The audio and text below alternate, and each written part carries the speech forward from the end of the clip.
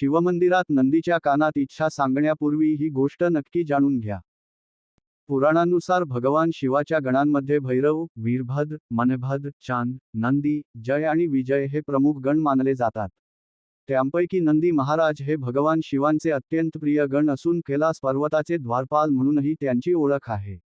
शिवमंदिरात गेल्यावर शिवलिंगासमोर काही अंतरावर नंदी महाराज विराजमान असतात.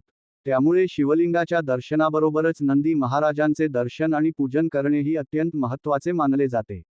अनेकजण मंदिरात जाऊन थेट शिवलिंगाची पूजा करून निघून जातात. परंतु धार्मिक मान्यतेनुसार शिवपूजा पूर्ण व्हावी यासाठी नंदी महाराजांचेही पूजन करणे आवश्यक मानले जाते.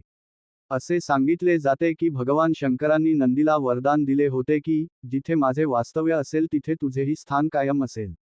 म्हणूनच प्रत्येक शिवमंदिरात शिवलिंगासमोर नंदी महाराज विराजमान असतात. मंदिरात गेल्यावर प्रथम शिवलिंगाचा जलाभिषेक करून पूजा करावी. त्यानंतर नंदी महाराजांसमोर दिवा लावून त्यांची आरती करावी. आरती झाल्यानंतर काही क्षण शांतपणे उभे राहून कोणाशीही न बोलता नंदी महाराजांच्या कानात आपल्या मनातील इच्छा किंवा मनोकामना सांगावी. शेवटी, नंदी महाराज, माझी ही इच्छा भगवान शिवांपर्यंत पोहोचवा आणि ती पूर्ण होण्यासाठी कृपा करा, अशी प्रार्थना करावी.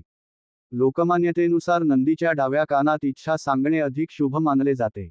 मात्र दोन्ही कानांपैकी कोणत्याही कानात श्रद्धेने मनोकामना सांगितली तरी ती स्वीकारली जाते, असे मानले जाते.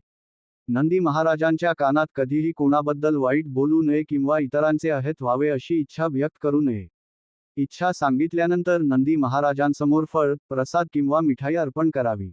धार्मिक श्रद्धेनुसार भक्तांच्या मनातील भावना नंदी महाराज भगवान शिवांपर्यंत पोहोचवतात.